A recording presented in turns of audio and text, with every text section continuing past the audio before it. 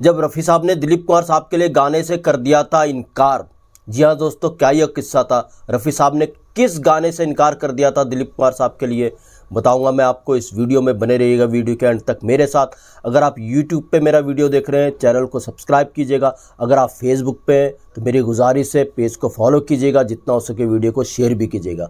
नमस्कार, मैं महेश कोहली बॉलीवुड संगीत के सफ़र से। ये बात है 1974, एक बहुत बड़ी फिल्म आई थी जिसके अंदर रफ़ी साहब ने दिलीप कुमार के लिए प्लेबैक नहीं दिया था। रफ़ी साहब 50 के दशक से लेकर के 80 तक दिलीप कुमार साहब के लिए अपनी आवाज़ देते रहे जब तक वो हयात थे।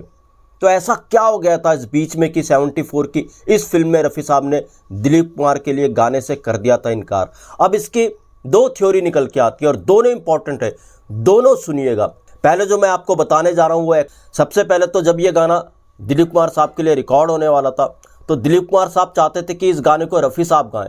तो जब उन्होंने रफ़ी साहब से बात की कि आप इस गीत को गाइए, तो रफ़ी साहब ने ये कह करके इनकार कर दिया, देखिए ये मेरे मूड का गाना नहीं है, ये मस्ती भरा गाना है, आप एक काम करो इसको किशोर कुमार जी से गवाइए।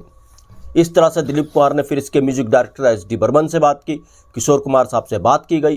किशोर कुमार साहब ने कहा ठीक है, वो पहले दिलीप कुमार की सब जो भाव भंगिमाएँ उनको समझेंगे, कैसे वो बैठते हैं, कैसे वो उठते हैं। और किशोर कुमार साहब ने किया भी यही, दिलीप कुमार साहब को समझा, उनके स्टाइल को समझा, उनके स्टाइल को फॉलो किया, उनसे बातचीत की। उसके बाद किशोर कुमार साहब ने इस गीत को रिकॉर्ड कर दिया और जब ये दिलीप कुमार साहब पर पिक्चराइज हुआ तो एक इतिहास रचा। पहली बार किशोर कुमार की आवाज़ दिलीप कुमार साहब पर बखूबी आई और ये गाना सुपर डुपर हिट रहा। जी हाँ दोस्तों, ये गाना कौन सा था? ये गाना था फिल्म सगीना का और ये गाना था साला मैं तो साहब बन गया।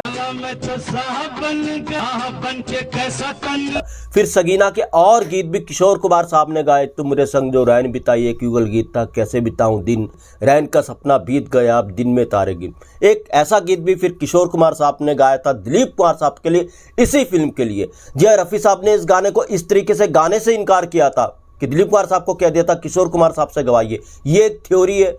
और इस किस्से को बताया था मराठी फिल्मों के लेजेंड एक्टर, हिंदी फिल्मों में भी अच्छा काम किया उन्होंने, रमेश देव साहब ने एक इंटरव्यू के दौरान कि कैसे रफ़ी साहब ने बड़प्पन दिखाया और इस गाने को किशोर कुमार साहब के लिए छोड़ दिया था। मगर क्या ये पूरा सच है? दोस्तों, कुछ ऐसी खबरें जो ऑन दी रिकॉर्ड बातें जब मैं देख रहा था ये सबको मिल जाएंगी और ये पॉपुलर किस्सा है। रफ़ी साहब और दिलीप कुमार साहब के बीच में क्या कभी मनमुटाव हुआ था? मैंने बहुत खंगाला और एक ही बात निकल कर आई। और कुछ लोगों ने तो जब मैंने पहले ऐसा वीडियो बनाया था यूट्यूब के लिए तो नीचे कमेंट भी किया था कि नौशाद साहब के यहाँ कुछ हुआ था। अब क्या था मनमुटाव, कैसे हुआ था कि रफ़ी साहब ने थोड़े वक्त के लिए दिलीप कुमार साहब के लिए नहीं गाया था? ये 70 के दशक की बात है दोस्तों, जैसा आर्टिकल्स कहते हैं और पुराने पत्रकारों ने इसको कवर भी किया है। हुआ क्या था दोस्तों, रफ़ी साहब और दिलीप कुमार साहब की कोई मीटिंग थी नौशाद साहब के घर में, किसी इवेंट को लेके, कोई साउथ का शो था उसको लेकर के भी मीटिंग थी। तो उन्होंने बातचीत की और इसके बाद उनको किसी इवेंट के लिए जाना था। तो दिलीप कुमार, मोहम्मद रफ़ी साहब और नौशाद घर से निकले, नौशाद साहब के घर से निकले। तो दिलीप कुमार साहब ने नौशाद को कह दिया कि आप मेरी कार में चलिए। रफ़ी साहब को लगा कि दिलीप कुमार उनको इग्नोर कर रहे हैं। दिलीप कुमार ने कोई ऐसी बेइज्जती नहीं की थी रफ़ी साहब की, मगर रफ़ी साहब बहुत भावुक इंसान थे, उनको थोड़ा ये बुरा लग गया और नौशाद साहब ने इस मौके को भांपा।